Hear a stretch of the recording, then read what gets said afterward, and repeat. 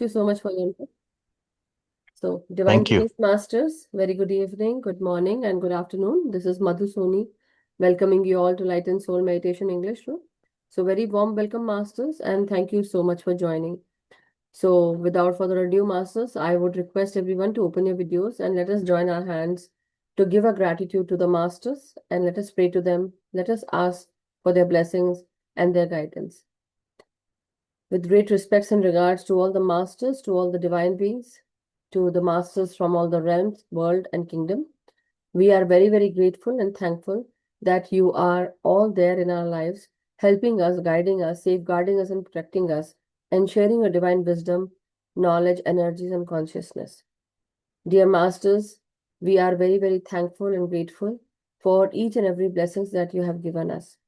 We ask at this time to help us align with our soul plan purpose and also align us with our highest timeline of our life journeys and soul journeys. So far, whatever we have created in our lives for our well-being, for good health, wealth, abundance, may you help us guide on the same path that serves our highest good.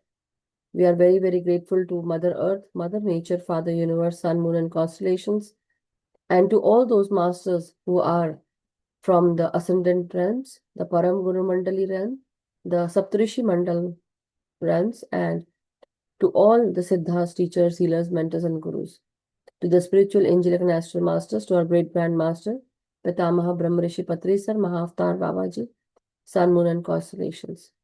We are very, very thankful and grateful, and we really need your guidance and we need your protection to go on this journey ahead.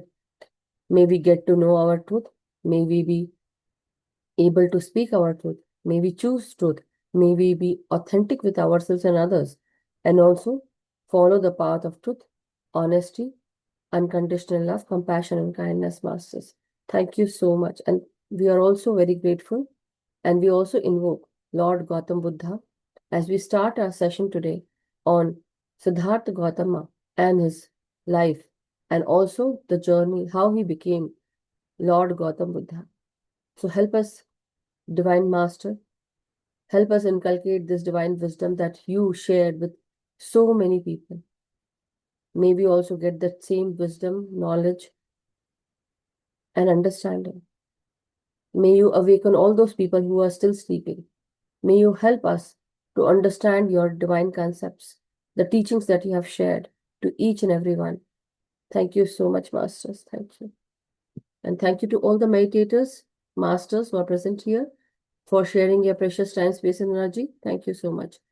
So, as you all know, Masters, today is the very first day where we are starting Buddha's teachings, Buddha and his teachings that he has shared with everyone in general so far, far and wide, everywhere in the world. We all know about Lord Gautam Buddha, or we can say we all know about the prince who was named Siddhartha Gautama, who was born in Lumbini, which is actually right now we call it Nepal. So he was the one who was uh, a well-known prince, and he was born to Raja Shuddhodhan or King Shuddhodhan and Queen Maya.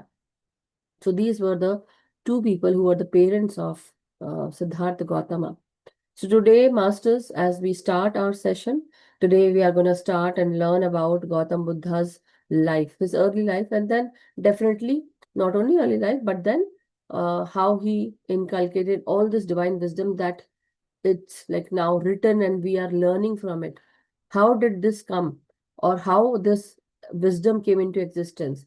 What he did with that wisdom that he got, how he attained that wisdom, how he became enlightened, how first he became awakened and how he was enlightened, and later on how he took basically, nirvana, how he got nirvana also. But in the middle of all of this, he was continuously teaching. His first sermon also happened. So, Masters, there are many things that we would like to talk about. So, anything that any would like to know before I start the session? Because once I start, I'm not gonna stop until I finish the session, okay? So, anyone has anything to share, speak at this time, Masters? Just giving you some time. Take 30 minutes and raise your hand if you have any question. I'll get something that I prepared. Okay, 1 second.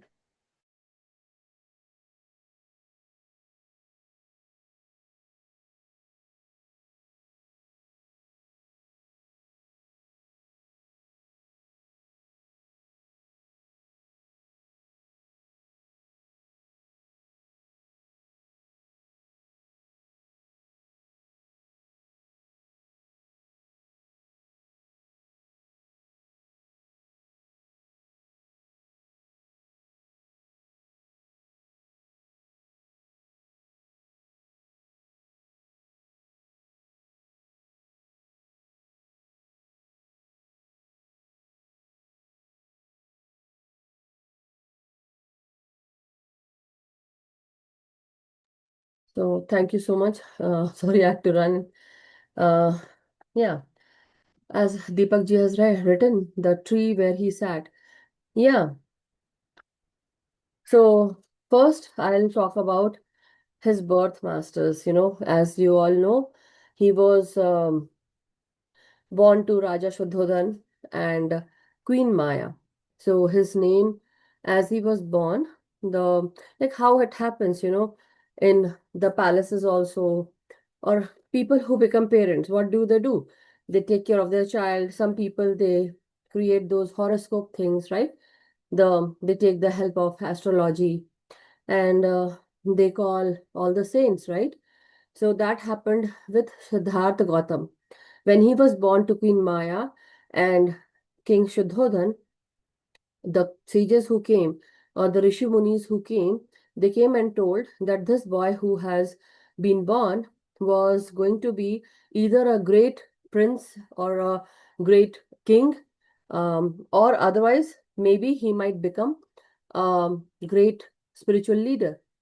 So, and maybe he might live a life of ascetic, you know.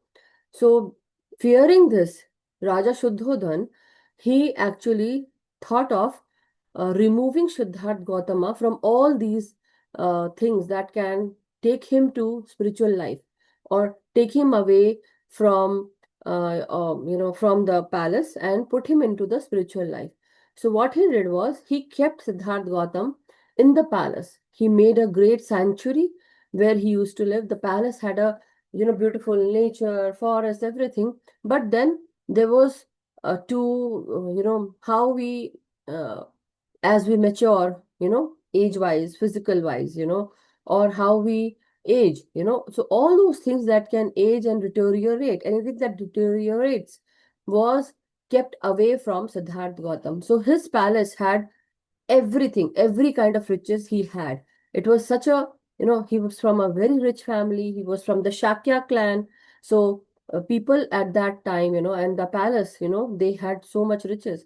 So the sister of Raja Shuddhodhan actually, because I think while birth, later on, Queen Maya, sorry, yeah, um, as they say, I think she dies or something, right? Like that, the story is. So later on, Prajapati, the sister of Shuddhodhan, she actually takes care of Siddhartha Gautama, right? So she was also known as the mother of Shakya Muni, as Prajapati. The Prajapati was the sister of Raja Shuddhodhan, King Shuddhodhan, and she actually also took care of um, Siddhartha Gautama. So he was continuously living his very pleasurably life, abundant life, in the palace. And so his servant was Chandaka, the charioteer, or, the lowly man who would serve him. But the point was that he was, shown that he had an abundant life wherever he wants to go. It was all good and clean, neat and clean, nothing deteriorated. Wherever he has to go, it was always kept neat and clean, or everything was very like high on the richer side, right? So one day, as when he became young, he was basically, he got married to um, his the would-be wife, the wife, that he had. So he got married to his cousin. Okay. And before that also, he would always, whenever he wants to go, he would always go here and there, and it would always be, he will always be, secured with security guards were there, his charioteer would be there, his all servants will be there. So whenever he goes somewhere, it was always, very posh, very rich and abundant.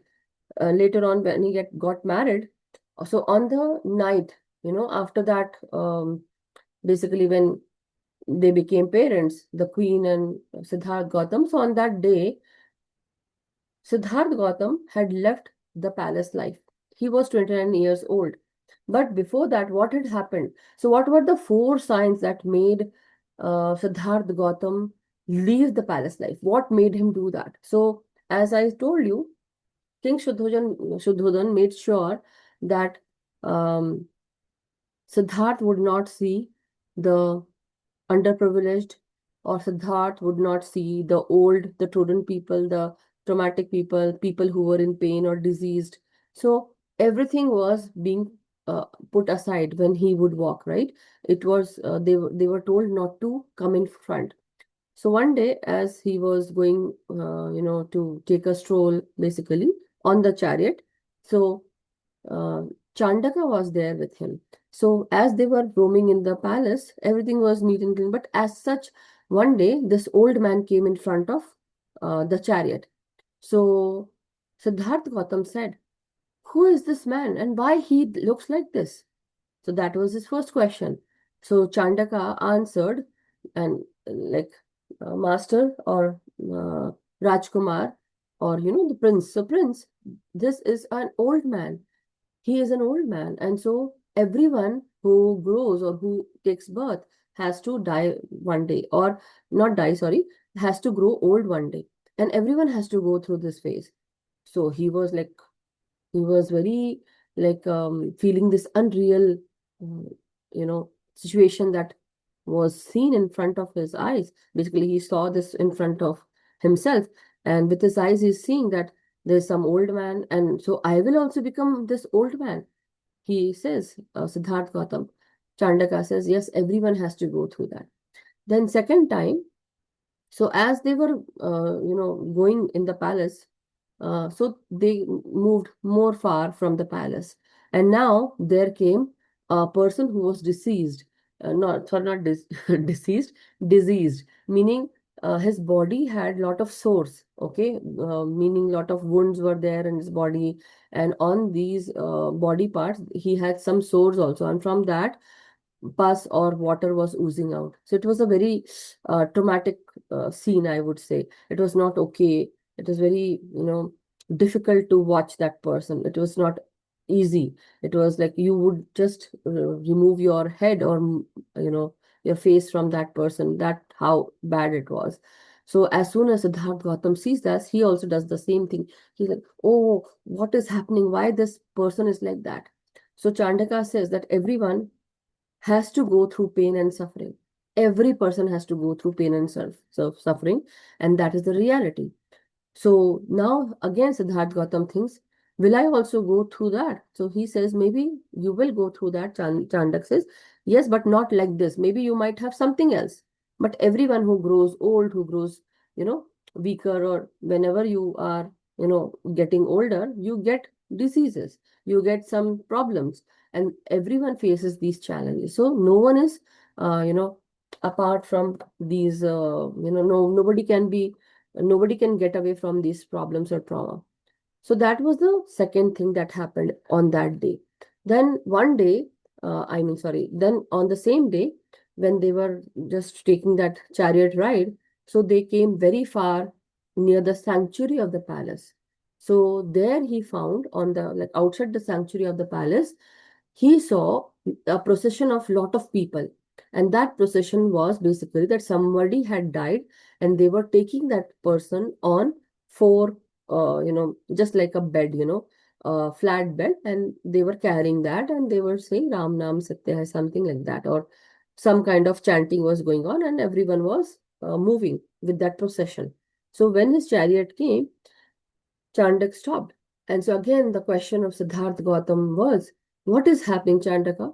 So Chandak says that somebody had died, and so these people who were the relatives, loved ones, or friends of that person, they are taking the dead body away to burn it, and now that's why they are wailing and crying.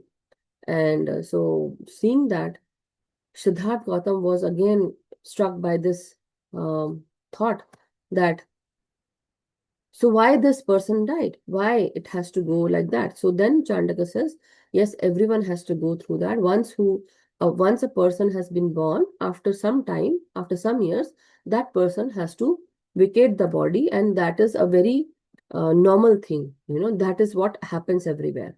So now this question arises in his mind that why I could not see all these things all throughout my life. I am now 29 years of old. I'm 29 years, and I am like I don't know all these things. Why I don't know all these things? So Raja Shuddhadan has kept him away from all these things. And that is what he thought, why I was kept away. Because the question was that he would become a spiritual ascetic or a spiritual leader. That is why his father was very scared, fearful that Siddharth Gautam might become that. That's why he was kept away. So that is why everything was hidden from him. But as they say, certain things happen in people life, whatever is meant for you or whatever will happen, you know, however much King Shuddhanan tried to keep Siddharth Gautam away from all these sufferings or all these pictures, very difficult situations that he should not see. Everything came in front. Like the truth, like as they say, nothing can be hidden. Like two things cannot be hidden, right? Or sorry, three things cannot be hidden. First is the sun, second is the moon, and the truth. So sun, moon, and the truth cannot be hidden, as they say. There's a quotation, right? So that is very, very important to know. So the truth came out. Truth will always come out. And that is what is very, very important to know. Siddharth Gautam also came to know these truths of our humanly life. What happens in the physical world? Why one has to experience the old age? Why one has to experience disease or trauma or pain, or challenge? And then the third, why one has to die. And so the third one was die. Now, the fourth one that he experienced was after getting from that sanctuary, they go much farther in the, near the village area. So now they see that there's a Aztec who is actually wearing, leaving all the good clothes, and now he's taking the shabby clothes and he's wearing those, and he's walking and asking for alms. So the Prince Shuddhodana, Prince Siddharth Gautam now asks Chandak, what is happening? Why is he asking for alms? Alms meaning why he's begging, all those for food or grain. So then Chandak says, because he is now an Aztec, so he would actually take the alms from the people, and he would fill his stomach with that food, whatever he gets. But also, he is also trying to find the truth and peace. So that is what he wants to find. And so he has basically rejected everything, his family life, his friends and relatives, and now he's living this Aztec life. And he is practicing his tapasya sadhana or whatever. So now Siddharth was like, again, why is he doing that? So Chandak says that because he wants to attain peace, or he wants to attain he wants to do a practice or something. So that was the day when Siddharth Gautam actually understood that it was my father who kept me away from all these things so that, I should not know the truth, but he came to know the truth. And that day when he goes to his house, because his wife was in labor, and now she delivered this son, which was Rahul. So Rahul was born on that day. But when he came back from this chariot ride, when Siddharth came back, he was not okay. He was not feeling good, and he could not sleep the whole night.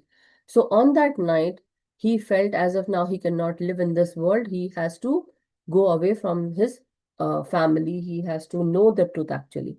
So on that dark night of the day, on that dark night, on that day when his son was born, he left the kingdom.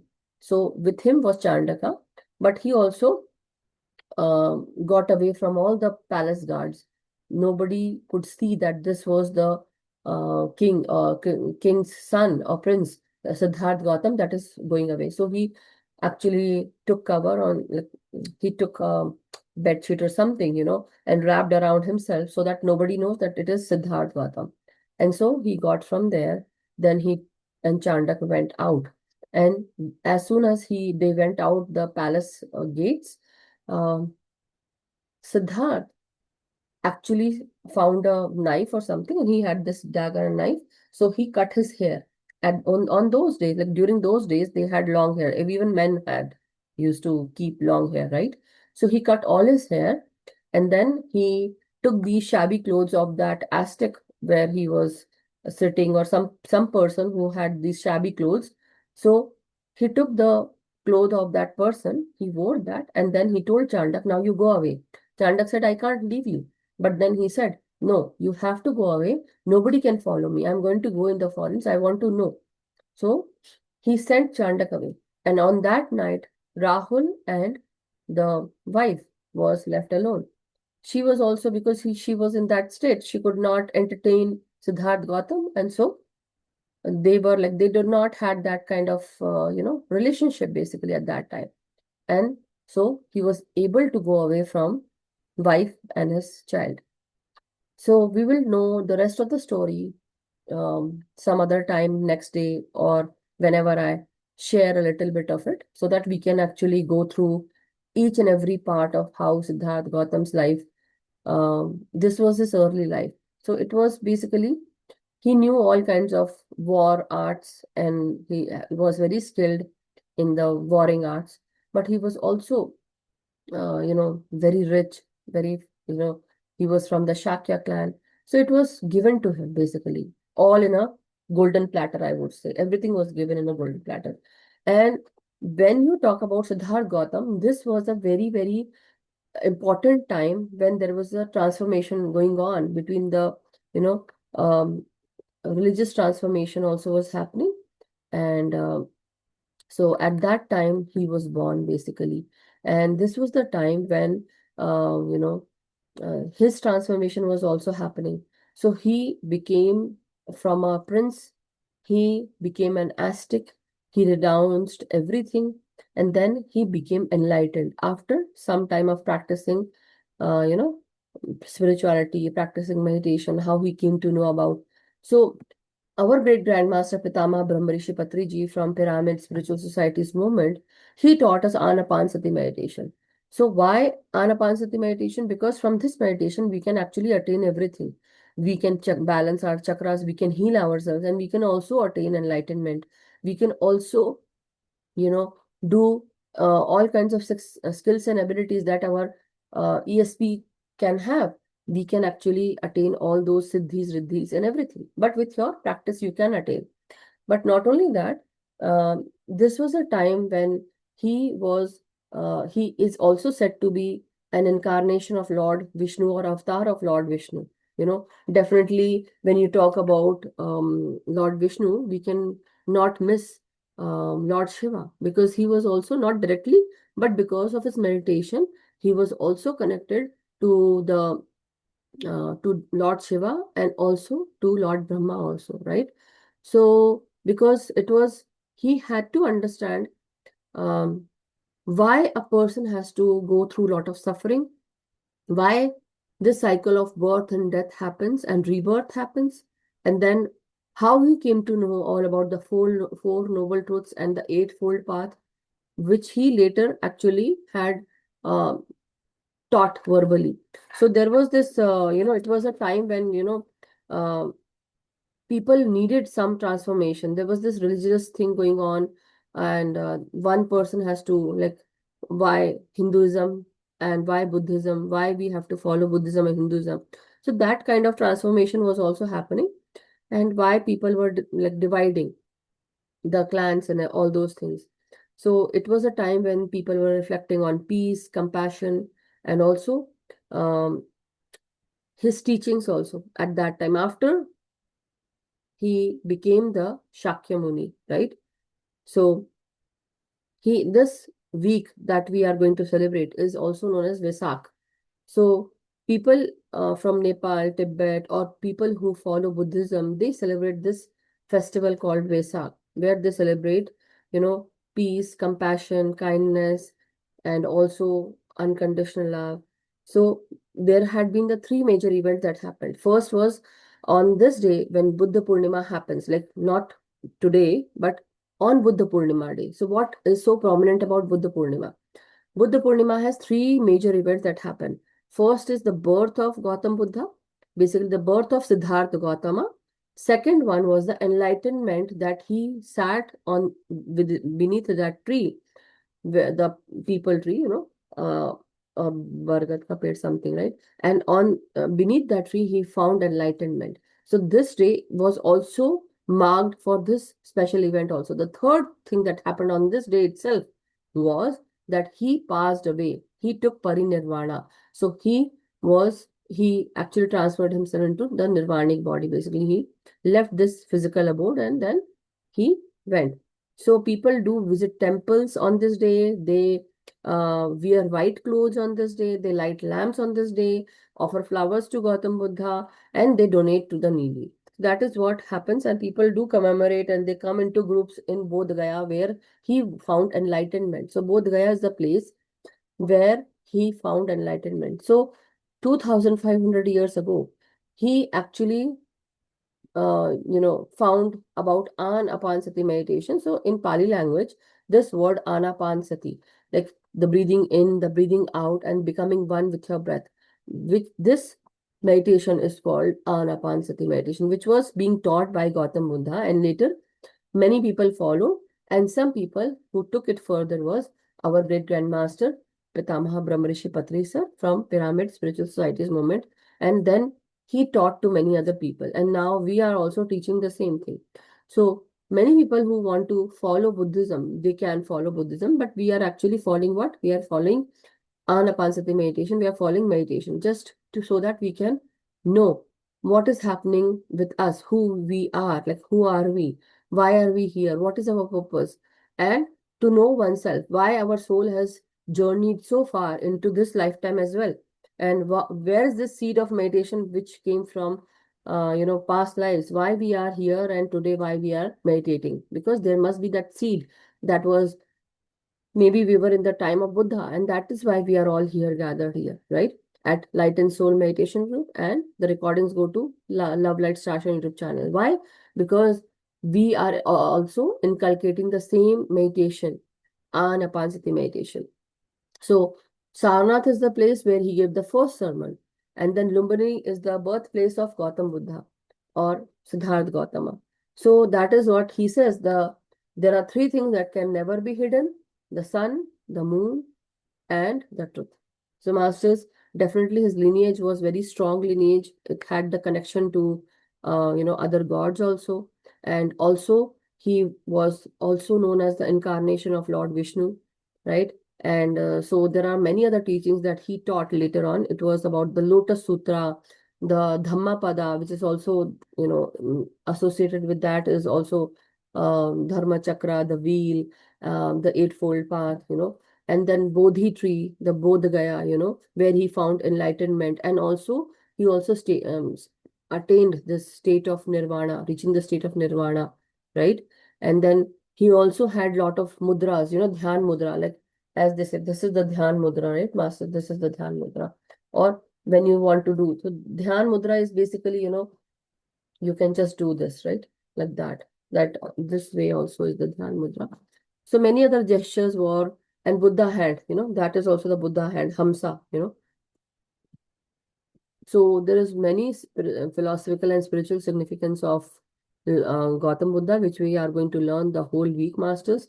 And there are many festivals of Vesak that is being dedicated to Lord Buddha, Magh Puja, Asala Puja, that is Dhamma Day, Asala Puja, as they say. And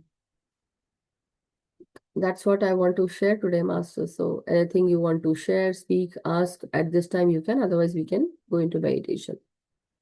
5 minutes we can definitely talk about. Anybody has anything to share, speak. Guys, open your videos. It's like, I know you are here. but it feels good when you speak, it feels, yes, Raniji. Hello, Madhuji. Thank you for Hello. picking up this topic because I really wanted to know more because I don't know much about um, Gautam Buddha. Mhm. Um, so, a very, you can say, stupid question because I don't know much. What is the difference between his teaching and Hinduism teaching? Is it different from Hindus? Is it a different religious teaching? Because if he was incarnation of Lord Vishnu or Lord Krishna, Mhm. then why was he under Buddhism? This So was a he, question that was asked by yeah, my son a couple of yeah. years back when he was studying in social studies. I don't know much So, about it, but at least I know this much that when Lord Vishnu, when you say, about Lord Vishnu, or when you talk about even Lord Krishna, because there are many avatars of Lord Vishnu also, right? So there had been like more than 11 avatars, right? 10 avatars are already, Dash avatar is already there. The 11th one will be the Kalki or something, right? Kalki, yeah. Yeah.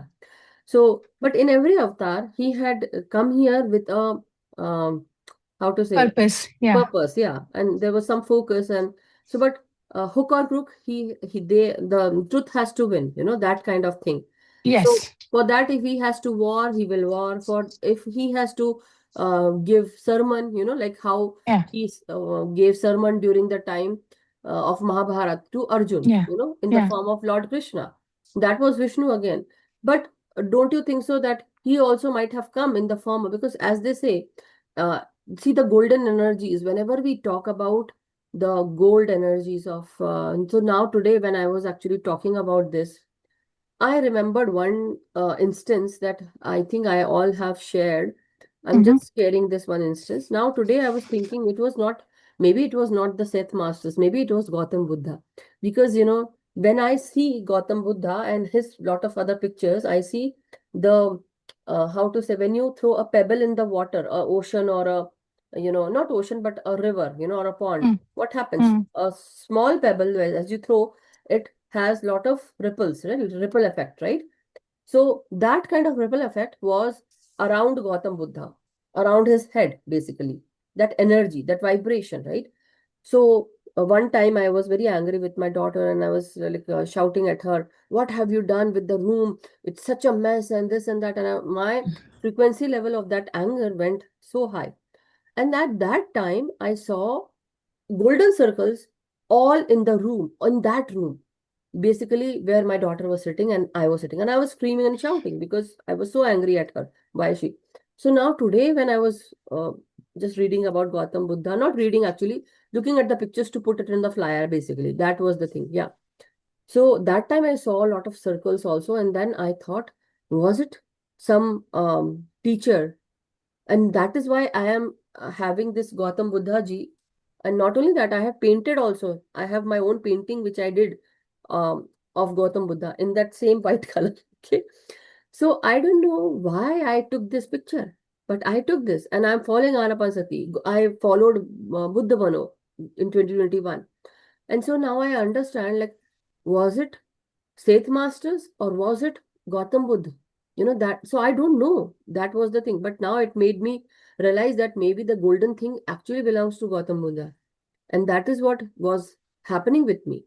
Don't go overboard with your anger, don't shout or don't scream. The divine masters were there, or the divinity was standing there in my room, in that room, to control me, to help me, to just calm down. And as soon as that happened, I was like so quiet. I said, Gauri, like, see, I was shouting at her. And so, like, I'm like very angry at you, suppose, Rani ji. And now, at that second instance, I'm saying, hey, Rani, can you see that? Like, I'm not angry with you, and I'm just asking you. It's the same way I'm asking my daughter, can you see all the circles around Gauri? And she said, Mummy, are you crazy? You were shouting at me. You were shouting at me. So that happened. Anyway, the point is, so that is what that Vishnu in energy. It is that divine energy, So when it comes into any mortal form, basically, where, so Krishna, as they say, Krishna died, right? How many, there are many people who were immortals and they went with their body, right?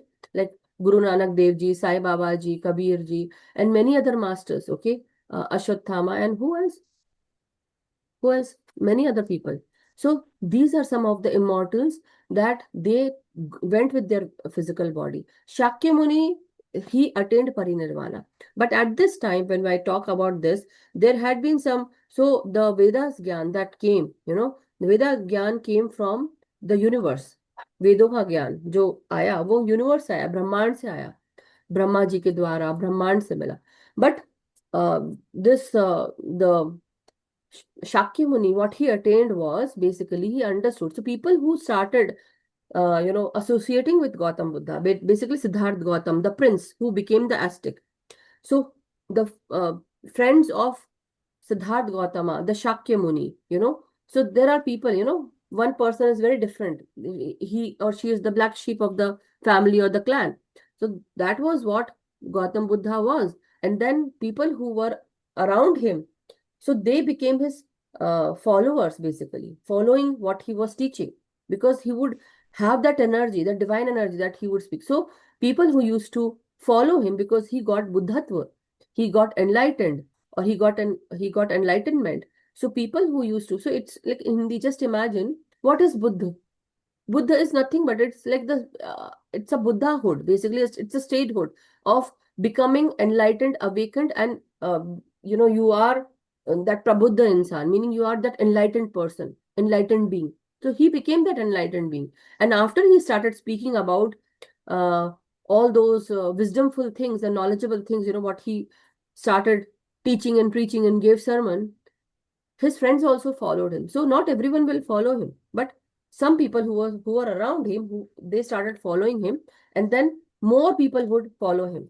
But there were people, yogi or yoginis also, how to say, munis, like how people who were like men. So they were following. But for women, it was very difficult to follow Buddhism, because they would not allow women to come into Buddhism, because they say that it would be very difficult. For men, it was easy to stay for, longer hours, but during that time women go through a lot of challenges bodily also, right? So it was not okay. But because of their structure also, everything, uh, so here I differ a little bit, because they thought that people who were the yogis, they would not be able to have control on themselves. That's why they did not allow women. So, but the sister of King Shuddhodhan, mother of, like who actually took care of Siddhartha Gautam, that was Prajapati. So Prajapati told her, Prajapati told that Gautam Buddha, that you should actually allow women also to come into Buddhism. You cannot just stop them. Like he was fighting for the women's rights, basically. But people who wants to follow, so people can be men and women. Let them follow. Why are you stopping them? And let them also do that. So they have this one name I totally forgot at this time. But so the lady munis were also there in that group. Many people. Okay, so there was one lady. Um, I don't know her name. I forgot. Maybe tomorrow I'll tell. But so, and there was one another instant. So just telling you because it just came into my mind. So I'm sharing because I've read about it. So one time when Siddhartha Gautam was in his palace, and so how the richly people do, right? They go to prostitutes or they go to people who dance and sing, right? So the dancers were there in that room, right? So where these people were entertaining themselves. So the Siddharth Gautam was also there. So when they were dancing and singing, they were all beautiful. But after drinking Madira, meaning after drinking alcohol, everyone was like fast asleep and like all those sounds, of sleeping. And so, but Snoring, after yeah. he got up, he saw that, the people who were looking so beautiful, the ladies who were looking so beautiful, their teeth were out or they were drooling with saliva coming out, and they were not looking so nice. So he thought that whatever looked so bright and so happy, cheery, and so beautiful, now it all looks very ugly, with all these things. So the paradox of everything was being shown to Siddharth Gautam, basically. He started finding that, okay, am I behind these things? What I was wanting to, when Yashodhara was going to give birth to Rahula. So at that time, he thinks that, okay, on those days, Raja or Prince, they would go to the prostitutes to entertain themselves. So that was also one of the things that he saw, and that is why he was like very much averted by all these scenes, and then he wants to go and renounce everything and go to. So at that time, this was the time of Hinduism, where Hinduism was also transforming. They actually had divided Hinduism into lot of sects, like basically giving them like Brahmins, Kshatriyas, Shudra, Vaishya, Vaishyas, Shudras, right? So they actually Hinduism in that Sanatan Dharma also, people who used to do a particular kind of work, they would belongs to that actually class. just, Yeah. yeah. So they belong to that class, regardless of their body, regardless of their mind. Now, in the spiritual life, as they say, people who inculcate wisdom or who give wisdom, they are called Brahman. They should be called Brahmans. So, meaning, I am at this time, maybe I am from a Kshatriya background, okay? And my husband, maybe he might be from the Vash family, right? Because we are Sunars also, goldsmiths also. So I don't know, but we all were Kshatriyas. Comes from the Kashyap background, right? And my father told me that we belong to the Kshatriya family. But what am I doing today? I'm teaching, which I have never, I vowed not to teach. I vowed not to teach anyone. I'm teaching. That means with my work, I'm a Brahmin. So that is But what, that time it was by birth. It was yeah, decided it by. was by birth also and by the work, by work, what work they are doing. If somebody picks up the dirt or, on those times, people, even like some years back, around 1940s, 1945s, if you think what was the state of India, people, they would make commodes on top of the terrace, and from there people would do the, potty or whatever, and then there were people who would collect that potty on the baskets on their head and they will take it away. So for all those people, they would say those are Shudras. They are scheduled castes and they cannot be touched, or we should not touch them. And people who do that till today, Hmm. people come and collect trash. We Hmm. are, after giving trash to that person, people will go and take shower. Till today, that happens many places. So I really don't like that, and that is why the segregation of these sects, the separation that they did was not right. Even with the women also, that also was because many women, even Prajapati, the sister of Shuddhodhan, had lot of knowledge, lot of things, that she could share. But women were not allowed because male society. And Hmm. so that time was also a time of transformation. But many people who were following Buddha. So, because of him, because he was the founder of Buddhism, he started inculcating Anapansati Dhyan and teaching by sermons, giving verbal lessons, So, later on, after he died, basically after he got parinirvana, his followers, they started putting it into texts.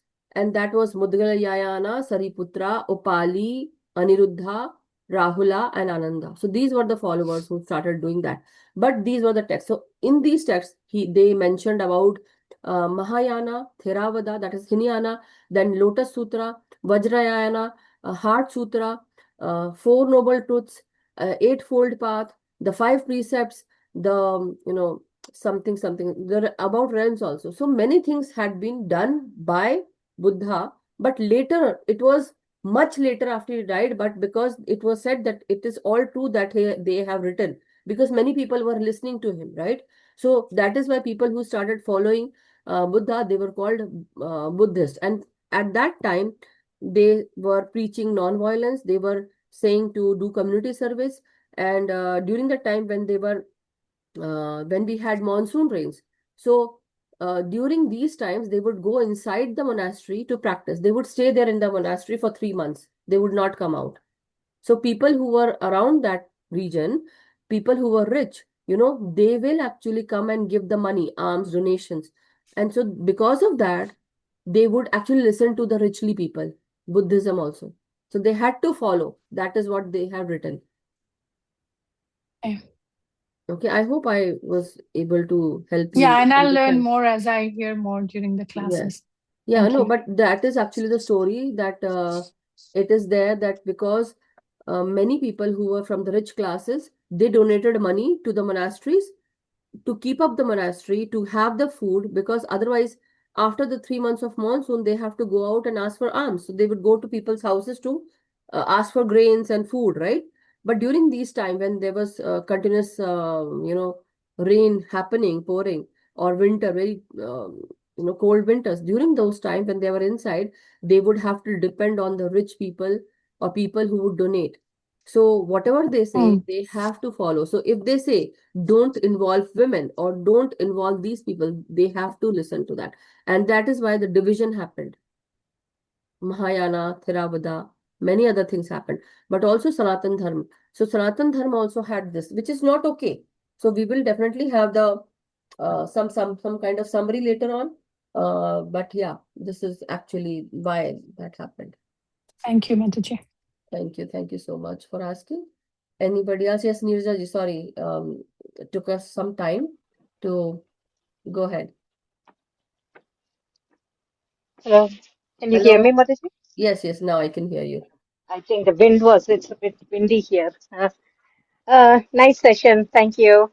Thank Uh, you so much. Good evening, everybody. I was just Mhm. thinking that, I used to always wonder about this, right? So just to add to what you did, couple of comments and one question that always I had in my head.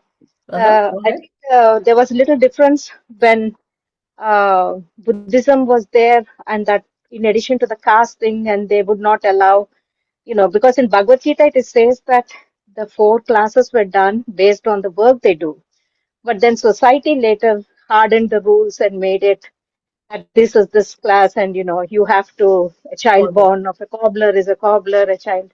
But anyhow, in that was it, in Buddhism, he opened it up to everybody, like you said. And so that was one thing. The second one, I think, because I was reading this about it somewhere, the Hinduism believes in the Atman. We think that there is an Atman, and our goal is moksha. Yes. In Buddhism, they don't have Atman. They call it Anatman. They have no self. You need to know your self is not changing. So they don't believe in this. Even though they believe in karma and dharma, they don't believe in this one. And so that is one difference between those two. They just believe in nirvana Yes. and liberation. And Yeah. so those were So the two things. that is what I was gonna teach you tomorrow, but little I can tell you now, Yeah. because I don't, because it's a big topic Yeah, again. yeah, yeah. No, So it's, just for those. yeah, it's called Mahayana. Mahayana, in that, so there are three kinds of yanas, but the first one is the Mahayana. Then the second one is the Hinayana, that is Theravada. Then the third one is the this Vajrayana, right? So in Mahayana, what they do is they say that you have to go in the Shunya, meaning the emptiness, where there is no self. There is no self. So when you go into Shunyata, so in that time, your body, mind, soul, your breath, even your breath does not exist. Meaning, when you go into that Shunya, nothing exists. So that is where, when we go inside, that is why they say there is no Atman. That is, there is no self. Because you are Shunya. You came from Shunya and you will You're become Shunya. going. And that is what. In the division that happened, I think that is the for the self development. That is what they took, the Theravada, to develop oneself, to gain knowledge and all those things. But then in Vajrayana, it was basically to understand that you have this immense power, right? And many other things. So short things I'm gonna speak about. But yeah, I would like you all also, if anybody would like to join me for teaching, and learn and teach, please do that. I would love to have these things going on. So anyway, but that is why the Atman is not there, and why? So because of the Shunya. That is the Mahayana one. Yeah.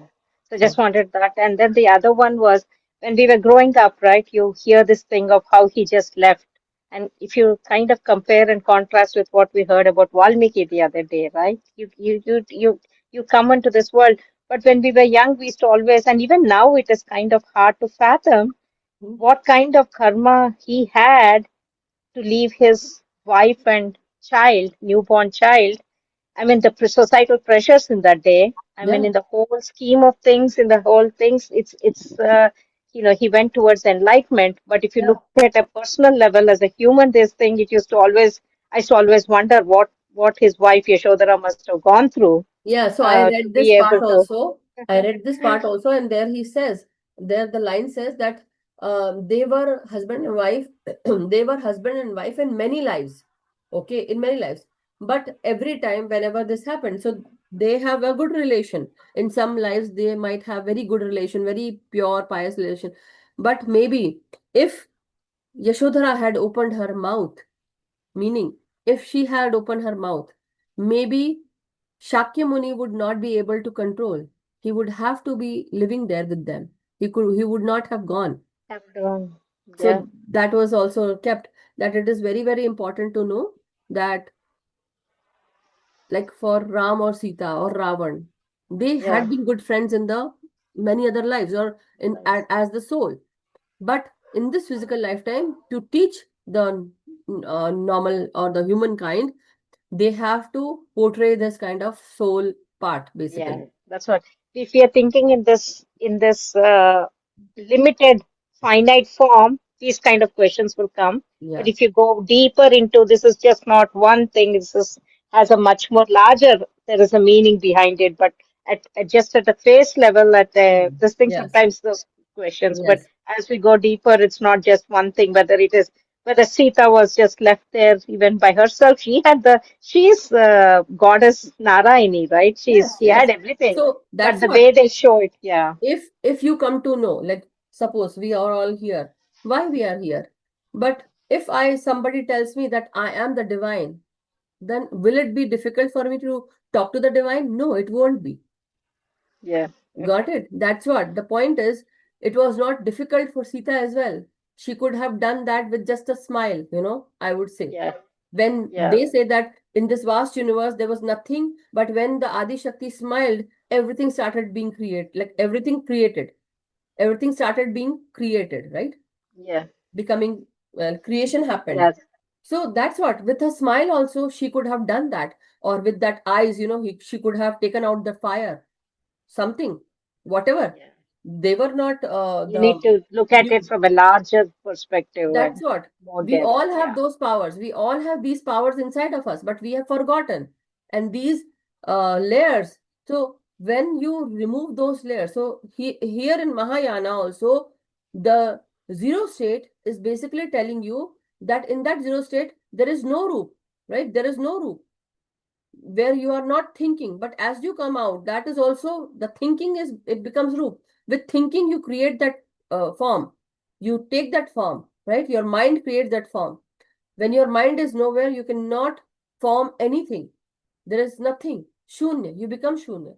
So anyway, thank you so much, Nirjaji. Let's take Deepak ji also, and then we'll have at least of 40 minutes of meditation. That's what we can do. But yeah, Deepak ji, please unmute yourself. Thank you so much, Nirjaji.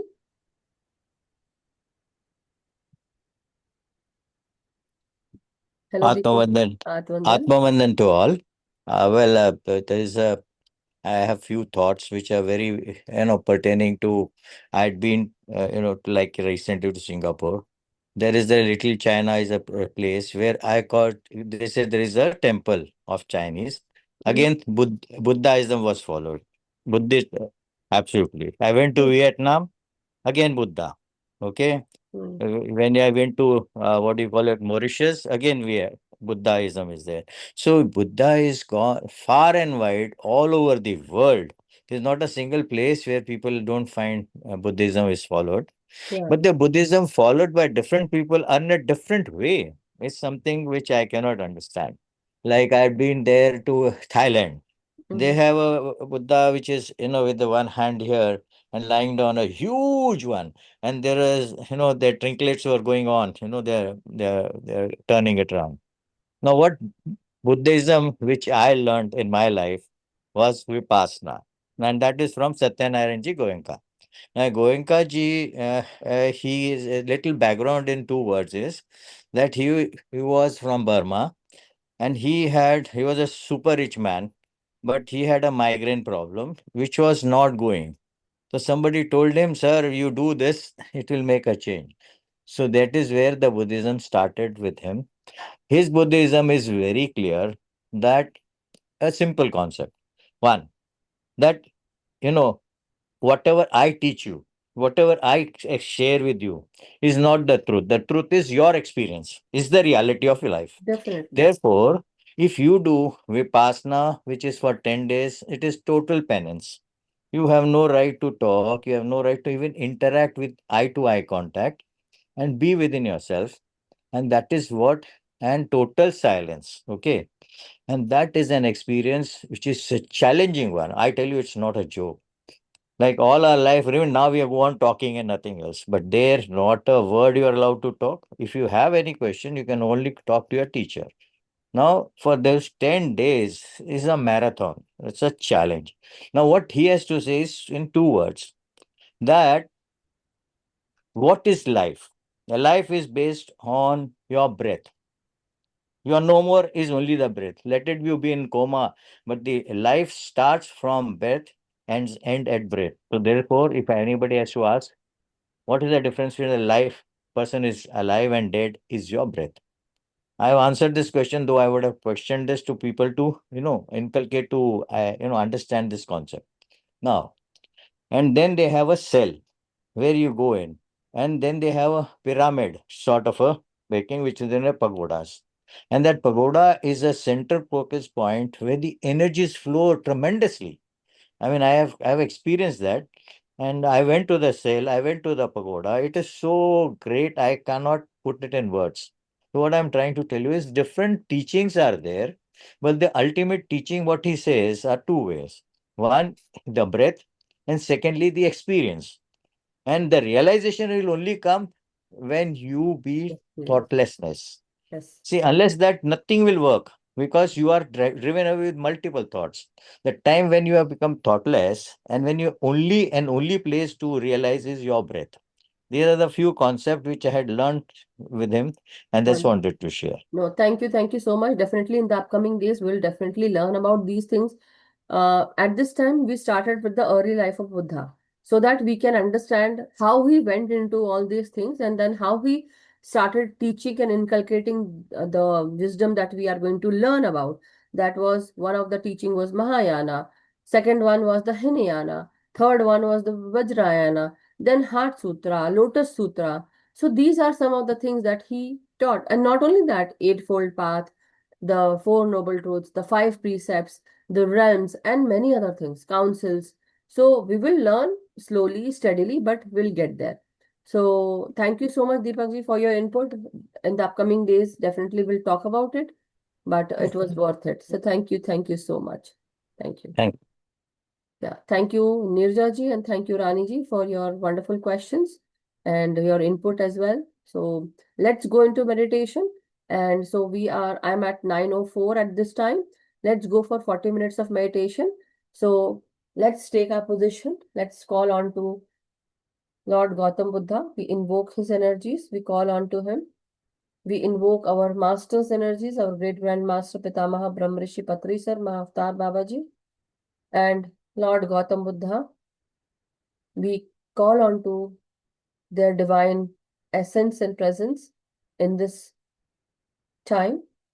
In the present moment, we invoke Lord Gautam Buddha's divine consciousness. We ask you, dear Gautam Buddha, to help us understand your divine knowledge that you have given us to the general mankind.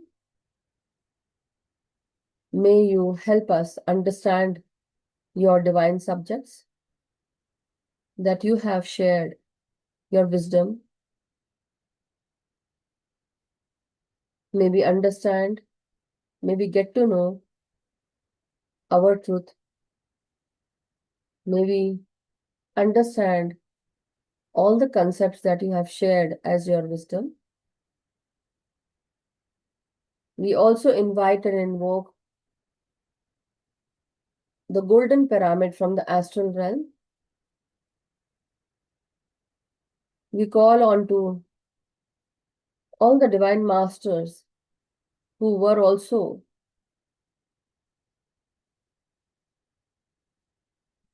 the followers of Gautam Buddha, any master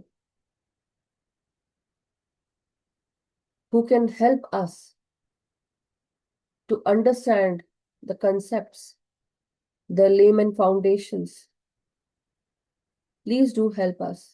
Come forth and guide us so that we may be on the right path, so that we may understand your divine subjects with your divine wisdom. Please give us the understanding that you have taught, so that we may also learn. We may also become enlightened. Please do help us and guide us. Protect us on this journey. With you, Buddha, as a symbol, you can definitely protect us, safeguard us against all evil. You know the ultimate truth. You yourself had gotten this divine wisdom. You found the Bodh. You attained enlightenment or Prabhuddhata. You became a Buddha, the state of attaining the highest wisdom, the Buddhahood. And that's why you are called Lord Gautam Buddha. The energies that you radiate are the golden divine energies. As you are also connected with Lord Vishnu, Lord Shiva, and Lord Brahma, the Trinity. With Lord Shiva and Brahma, definitely you are connected, not straight, but through meditation, where Shiva has always told everyone to meditate. And you, as Lord Gautam Buddha, you also have taught the humankind Anapansati meditation to awaken, to uplift, and to enlighten oneself. So take a deep in-breath, masters. Close your eyes. If you haven't closed till now, please do close your eyes. Sit cross-legged with your feet crisscrossed and hands clasped. So as you breathe in, take a deep in-breath and slow out breath.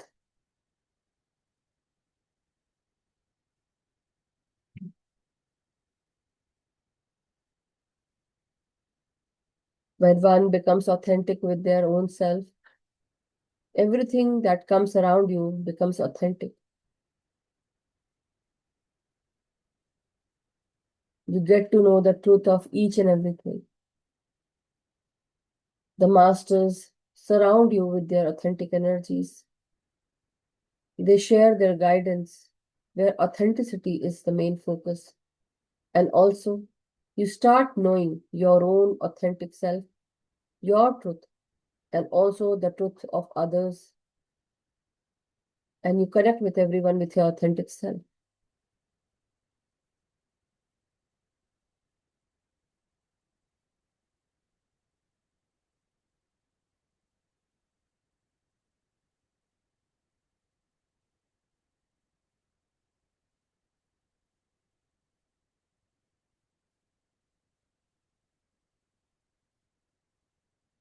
Take your time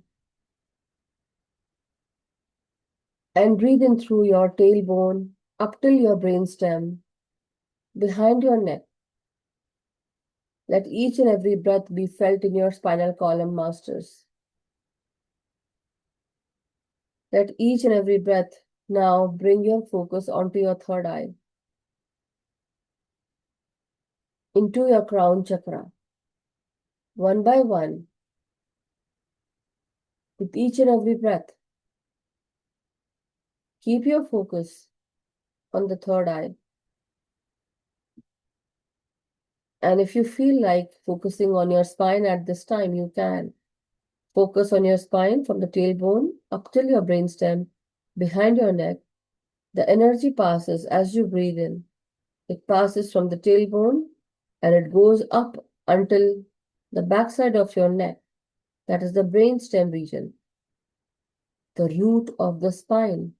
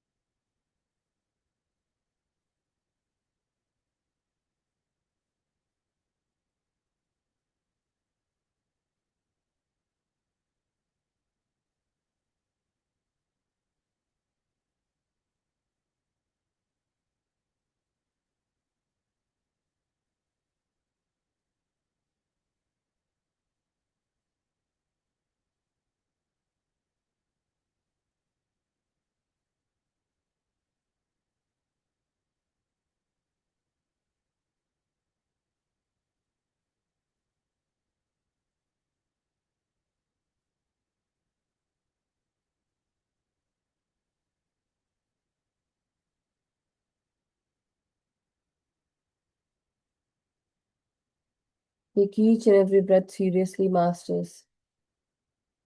Let your shoulders relax. Let your spine relax now.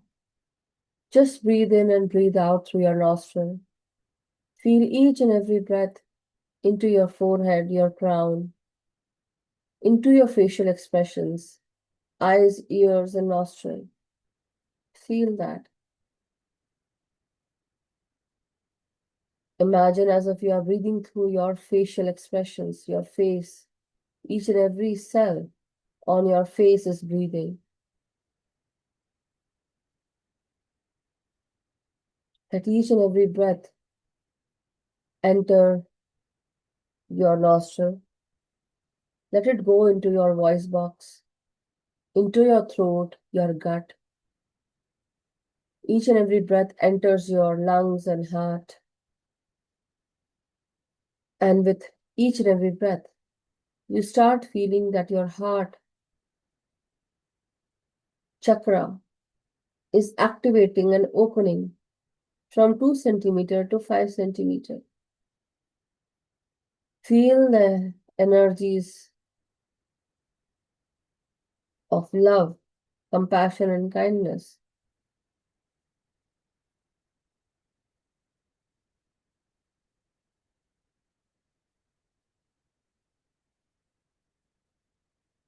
Let each and every breath be your guide, masters. Relax your shoulders, your hands, arms, the wrist, the palm of your hands, and your fingers.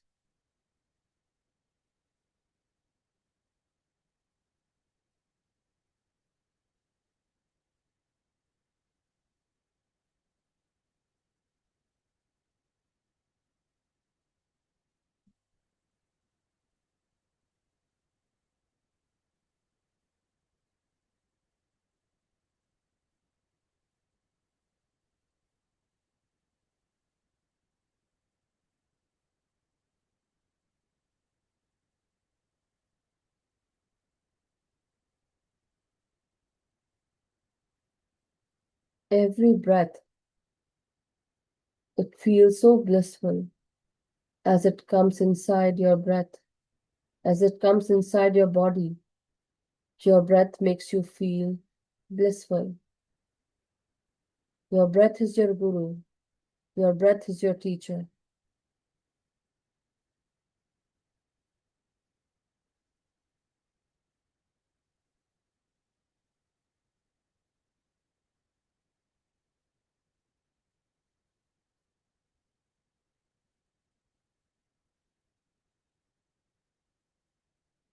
Let's take each and every breath seriously. Don't waste even a single second.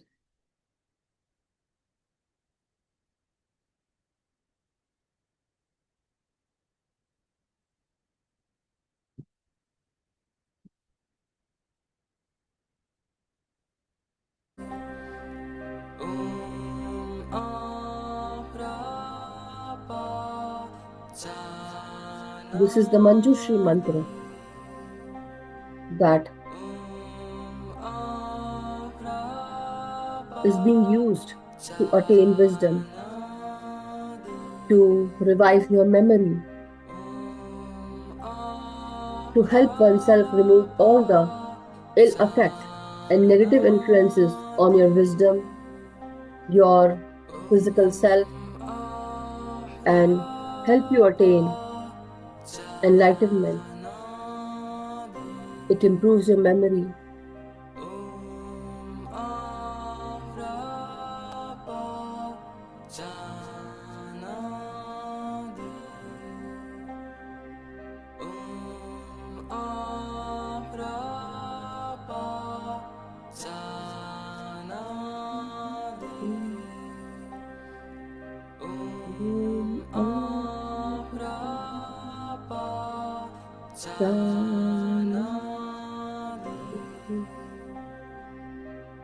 Om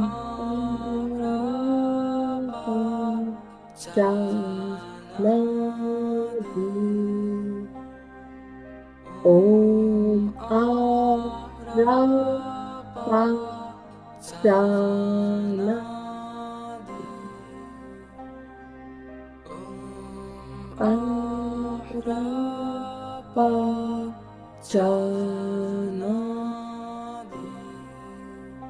Where Gautam Buddha, he takes this form of Manjushri, where he has a sword on his right hand, cutting down all the illusion, removing all the negative influences from one's life that creates an obstacle to attain wisdom and knowledge. This mantra brings all those memories that you need to go forward, to have your soul wisdom, and also the wisdom that you attain. May you remember that, may you keep it.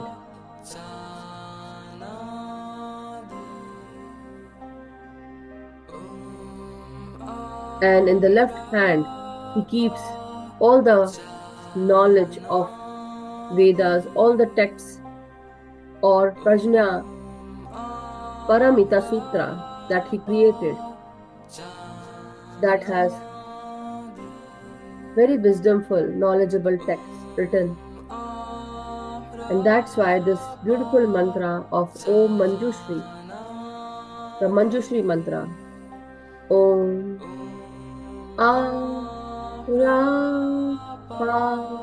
Shanti.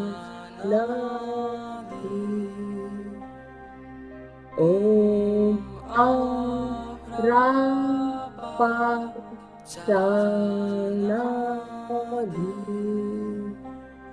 Om ANAPANSATI.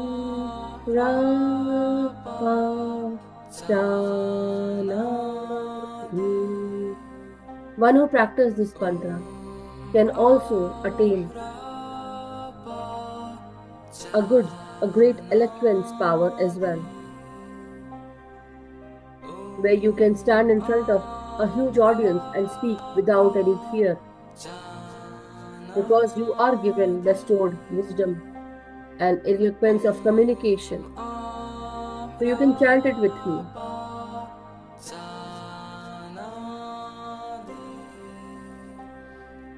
Om ANAPANSATI.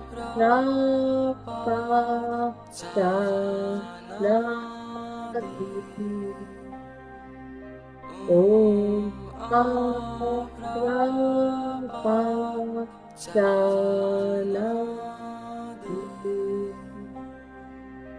Om ANAPANSATI.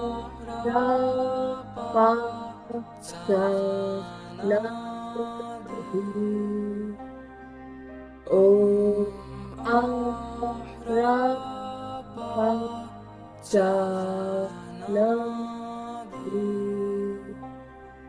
Om ANAPANSATI.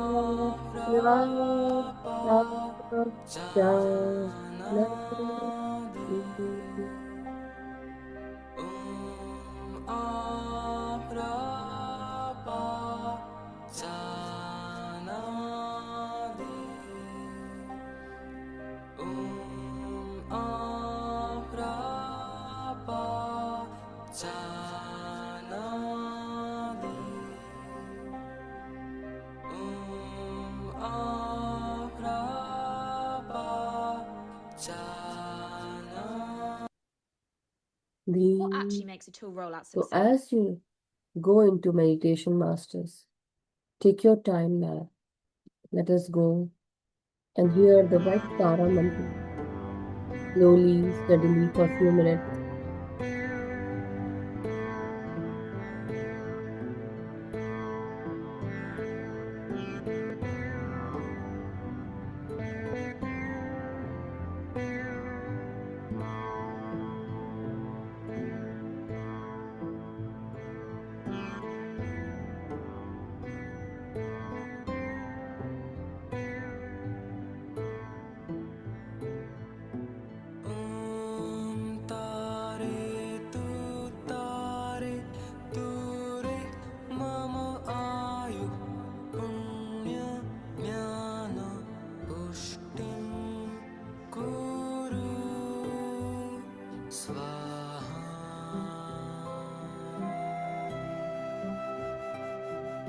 This mantra is used for long life, for healing, for blessing, and auspiciousness.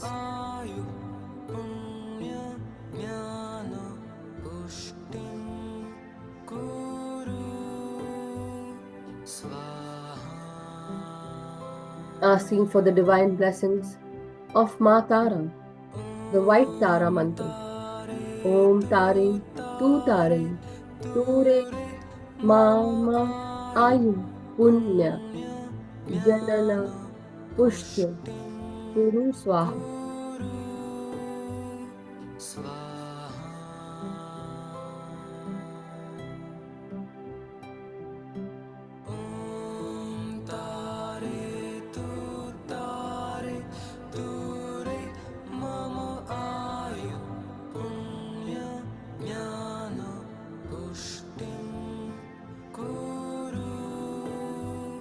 Now,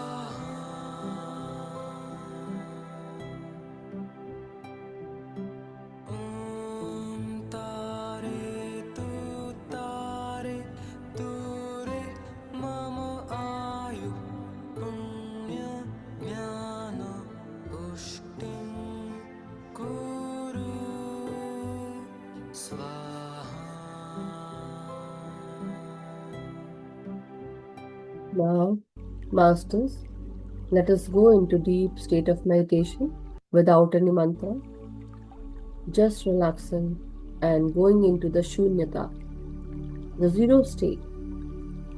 I want you all to now just relax your mind, go within, and go into the zero state, into the deeper states of meditation, where nothing exists.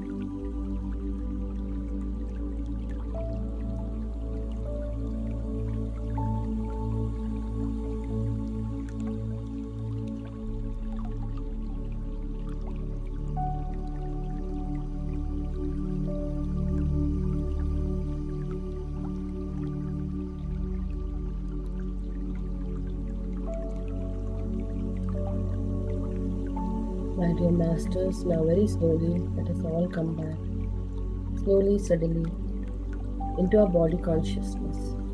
Let us give thanks to Lord Buddha.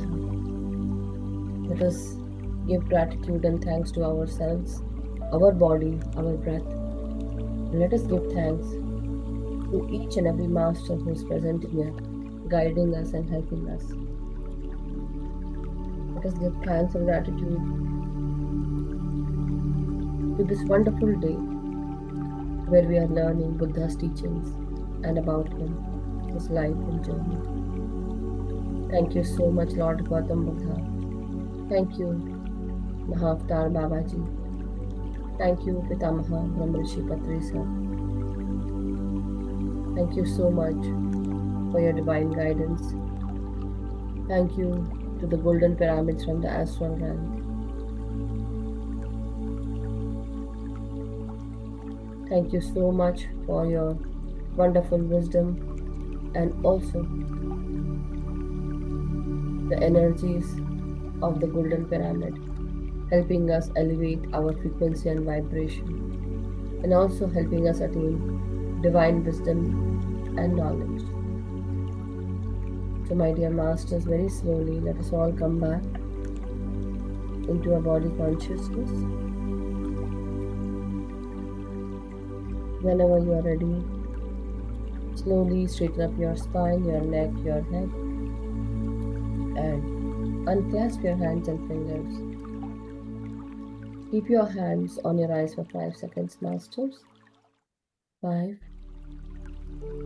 4, 3,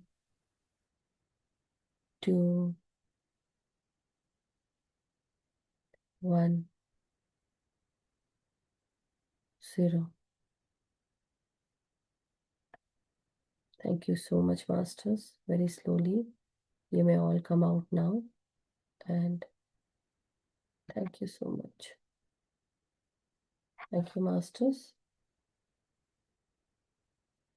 Thank you so much, everyone.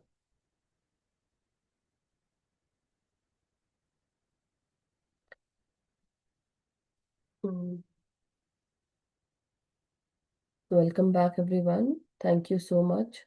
So without further ado, masters, if anyone has any questions or anything that you want to share or speak, you may please unmute yourself or you can raise your hand, and definitely. Thank you so much. Gratitude. If there is any question or any experience sharing, please do raise your hand. If not, then we can end the session, masters. Thank you so much, Raniji. Thank you. Thank you so much.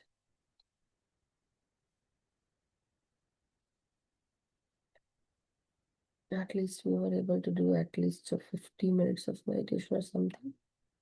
But yeah. So any questions, we can do it tomorrow. Yeah, do let me know.